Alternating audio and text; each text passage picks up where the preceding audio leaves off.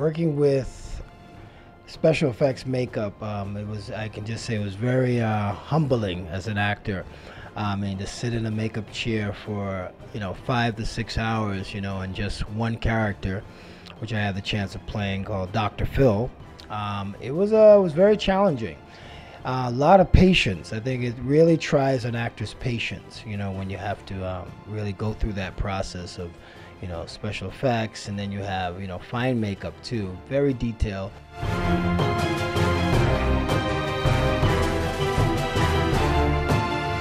Me and Anthony, we go way back. I met Anthony when I was in film school at the New York Film Academy, and I was doing, a cool evening course there, and I came across Anthony, and I had characters, that I wanted to bring to life. And then he says, "Man, I do some special effects stuff." So I was like, "Man, maybe we could work together on something." So we got to work together on my first character, actually, which was Uncle Charlie.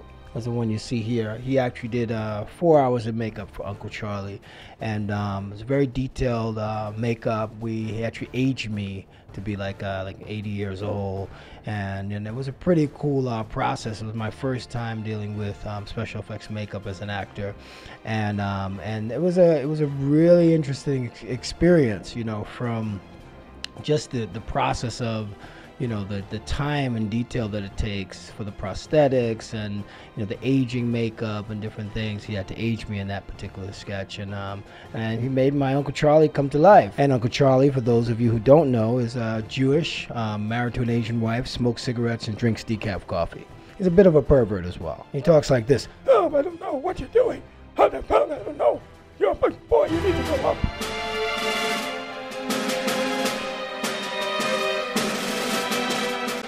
Well, various materials. Prosthetics is one.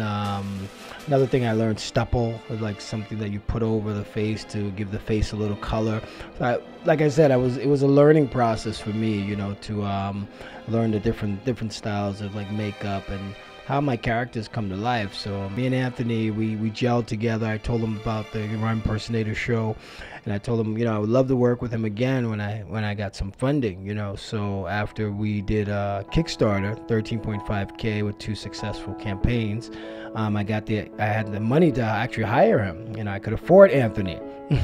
So then I brought him on, and we've been friends ever since. He worked with me with three of my characters: Uncle Charlie, Mr. Chow, and Dr. Phil, on one of the major sketches that I did called Dr. Phil Saves a Marriage, season 1 of the Rhyme Impersonator Show.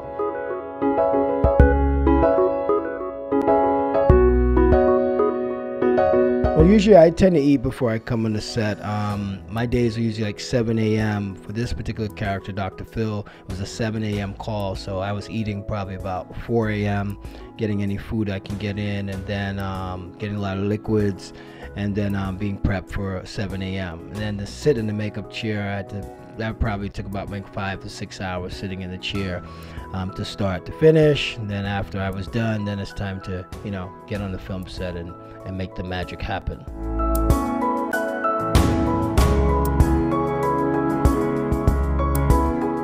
I'm thinking, when will it be over? Because it seems like it goes on for like ever. I'm encased in this face, and you can't move this, and you can't move your cheeks, and just stay still. And I'm like, oh. So, it's not fun at all. I mean, I had the chance, was watching one of my favorite actors, Shah Rukh Khan, make up for The Fan. And I was just like, when he mentioned, I was in this chair for so long and so uncomfortable, I totally related to him. I didn't get to do a lot of the digital stuff he did with Fan, but we got to do a lot of cool special effects stuff that can make a lot of tricks on the camera. So basically the character looks believable, that you see it's a black gentleman like me, but now he's a white gentleman that happens to be Dr. Phil.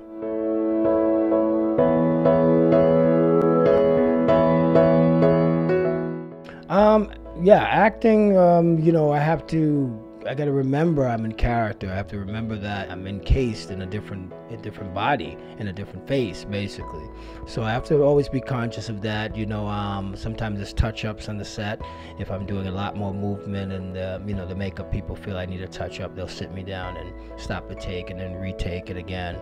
But it is a process of, you know, where I have to be very conscious of the movement. So scenes that don't require a lot of major movement, those are the ones I try to knock out, and the ones that, you know, coming towards the end, you know, I kind of crank those particular scenes out. But it's a process that also involves, you know, moisture, because you're hot at times. That's why I have the set or location has to have some AC, or sometimes we have fans on the set that I can get in front of a fan, and you know, I can kind of like cool off, because you're in this space for, you know, several hours. So it's a very uncomfortable feeling, but you know, once it comes together, then you feel, well, it's probably worth it.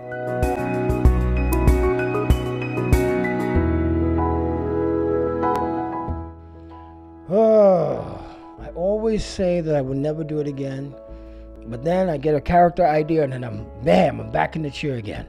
So I you know, so I wouldn't say I wouldn't do it again. I think if the sketch takes off and people want to see more of Dr. Phil in recurring episodes of the show, then yes, you know, if the public wants it, if the fans want it, they want to see Dr. Phil in different episodes other than Saving a Marriage, as he did in my sketch, then yes, I will get back in the makeup chair and become Dr. Phil again.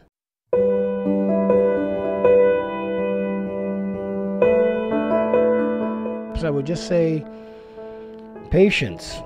You gotta have a lot of patience. I mean, you're trusting your crew, as I have to trust my crew to do what they do best, you know, and that's make my characters come alive. Definitely say you have to have a lot of patience, and definitely eat before you get in the makeup chair, or you know, really psych yourself up for this process, because it's a process that is definitely time consuming and will test you as an actor. You know, I mean, I had to become this character, you know, that I've admired for over the years. Dr. Phil was one of my celebrity role models out there, next to Oprah, who's good friends with Dr. Phil. I hope you watch my show, Oprah. I hope you did see that sketch. Season 1, the Rhyme Impersonator Show, Dr. Phil Saves a Marriage. I did that one for you too. So it's kind of like when you become a character, and I had to study Phil and study his mannerisms and the way, you know, he does his dialect. And, you know, one of my favorite lines in the film that Dr. Phil had to say was, let me see if I can give you a little bit. Off the chain. Okay.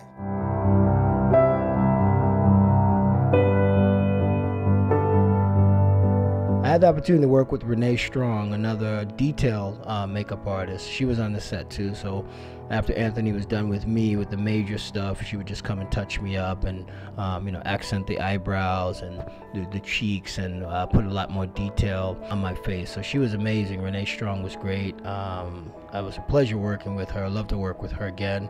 But she and Anthony and my wardrobe stylist and all the people that were involved in this transformation were amazing. You know, I could not have pulled off this character with them, could not have completed season 1 with them, which actually became the season that defined the show, that actually got me my YouTube partnership deal with YouTube, and YouTube approached me right after that particular sketch. So I want to thank all of you guys for your help with that particular sketch, Dr. Phil Saves a Marriage. Guys, if you have not seen it, go online, www.youtube.com/The Rhyme Impersonator, and see season 1, episode 1, episode 2, episode 3, episode 4. I think there's a 5th episode as well.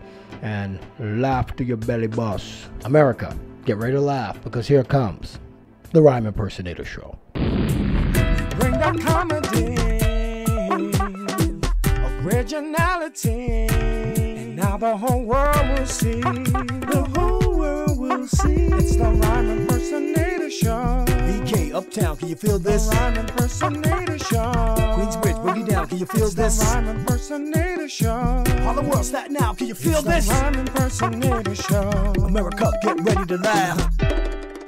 Oh, yo, scoy wobbin'.